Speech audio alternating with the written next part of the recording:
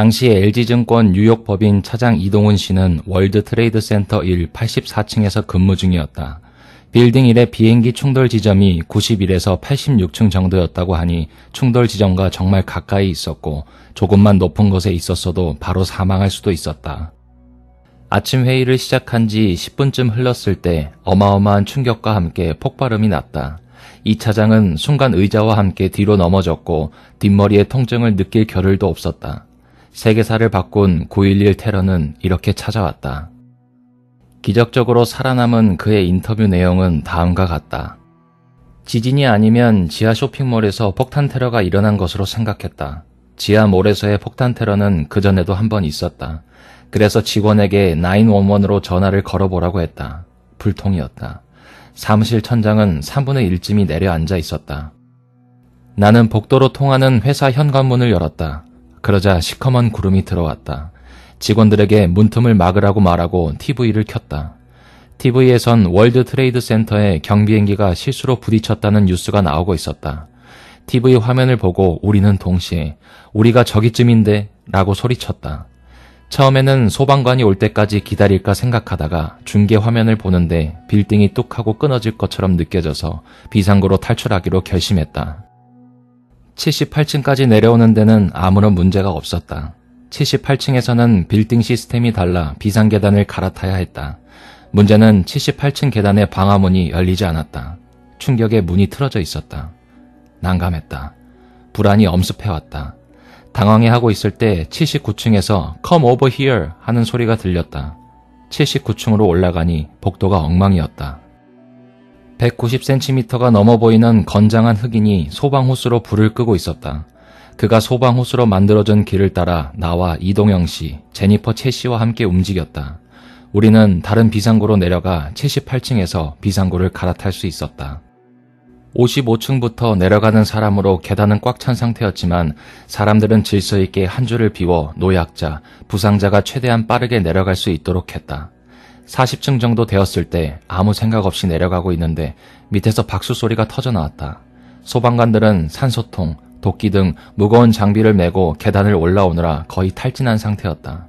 그들은 모자를 벗고 가슴을 풀어 헤친 상태였다. 그들이 막힌 비상구를 깨고 열어줬다.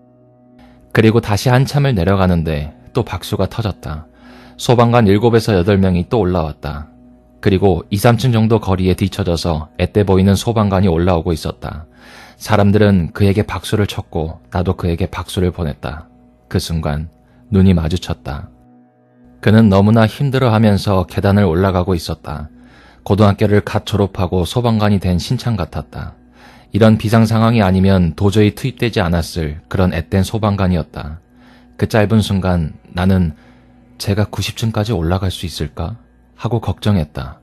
그 뒤 3개월 이상 꿈에서 그 소방관의 눈빛을 보곤 했다. 그때마다 잠에서 깼다. 죽으러 올라가는 사람을 향해 박수를 쳤다는 죄책감에 괴로웠다. 내려가다 보니까 23층 복도에 비상응급실이 설치된 것이 보였다. 소방관이 계단실 입구에서 두 줄로 줄지어 내려가는 사람들을 향해 소리쳤다. First Aid License, 응급치료 자격증을 가진 사람들을 찾는 소리였다. 어떤 40대 백인 여성이 손을 들고 23층으로 가는 것을 보았다. 1층 로비에 도착했을 무렵 로비는 엉망이었다. 바깥으로 나가는 현관문은 잠겨 있었다. 로비에 있는 경찰들은 계단을 타고 내려온 사람을 지하몰로 인도하고 있었다. 창밖에서는 뭔가 계속 퍽, 퍽, 퍽, 퍽 떨어졌다. 시커먼 모습이라 무슨 잔해인가 생각했는데 나중에 그게 사람들이 고층에서 떨어지며 내는 소리라는 것을 알았다. 지하몰은 반대편의 다른 빌딩과도 연결되어 있다. 우리들은 안내에 따라 맞은편에 있는 6월드를 향해 걷고 있었다. 쇼핑몰 내부는 내가 잘 아는 곳이었다. 150m 정도만 걸으면 6월드에 다다를 수 있었다. 15에서 20m쯤 걷고 있을 때였다. 구르릉 하는 엄청난 소리가 들렸고 누군가 런! 하고 외쳤다. 순간적으로 뒤를 돌아보았다. 시커먼 구름덩어리가 몰을 가득 채우며 쫓아오고 있었다. 공기, 열기, 잔해 등이 어마어마한 압력을 받아 뿜어져 나왔다. 그 속에서 사람들이 튕겨져 나오는 게 보였다. 나는 방향이 꺾이는 모서리 쪽을 향해 죽을 힘을 다해 달렸지만 곧 몸이 붕 떠서 바닥에 쓰러졌다. 이렇게 죽는구나 하고 생각했다. 얼마쯤 지났을 때 엎어진 자세로 눈을 떴다. 그러나 아무것도 보이지 않았다. 아무 소리도 들리지 않았다. 아, 여기가 죽으면 오는 데구나. 내가 지금 죽은 거구나. 한동안 꼼짝도 못하고 있었다. 그러다 멀리서 희미한 소리가 들리기 시작했다. 내 손발이 움직이는 것을 느꼈다. 사방에서 비명이 들렸다. 랜턴 불빛이 줄지어 보였다. 소방관들이었다. 먼지층이 두터우니까 마치 랜턴 불빛이 반딧불처럼 반짝거렸다. 불빛은 채 1미터도 밝히지 못했다. 그때 어떤 소방관이 혼자 걸을 수 있는 사람은 옆 사람 손을 잡고 나를 따라오라고 말했다. 내 옆에는 제니퍼 최가 있었다. 이동영 씨는 보이지 않았다. 소방관 한 명에 5, 6명씩 손을 잡고 걸었다. 자네를 헤치면서 걷다 보니 눈에 익은 자파정 간판이 보였다. 그렇다면 6월드까지는 100m밖에 남지 않았다는 얘기다. 6월드를 향해 걷는데 멀리서 한 줄기 빛이 비치고 있었다. 누군가 모를 덮고 있는 지상에 구멍을 뚫어 사다리를 내려놓은 것이었다. 우리는 사다리를 타고 비로소 지상으로 나갔다. 우리를 안내해준 소방관은 다시 사다리를 타고 안으로 내려갔다. 꿈에서 세 사람의 얼굴이 자꾸 떠올랐다.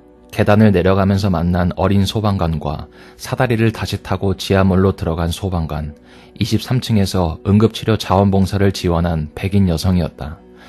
죽으러 올라가는 소방관에게 박수를 쳐서 올려보냈다는 죄책감이 머릿속에서 떠나지 않았다. 응급치료 봉사를 자원한 그 백인 여성은 55층부터 함께 계단을 내려온 사람이었다. 자격증이 없어도 도와줄 수 있었는데 그 여성의 얼굴이 떠올라 살아있는 게 미안했다. 나의 인생관에도 9.11이 큰 변화를 주었다.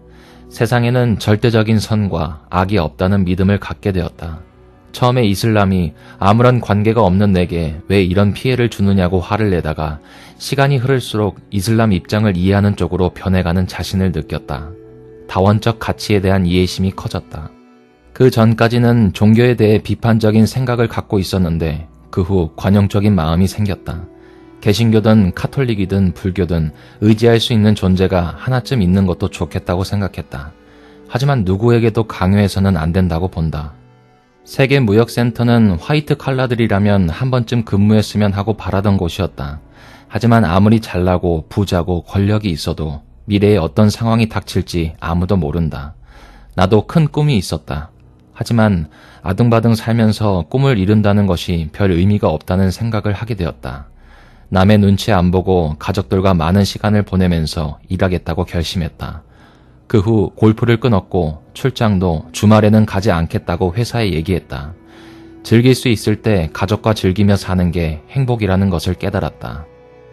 이동우는 1967년 출생 연세대 중문과를 졸업하고 1992년 대한항공에 입사했다.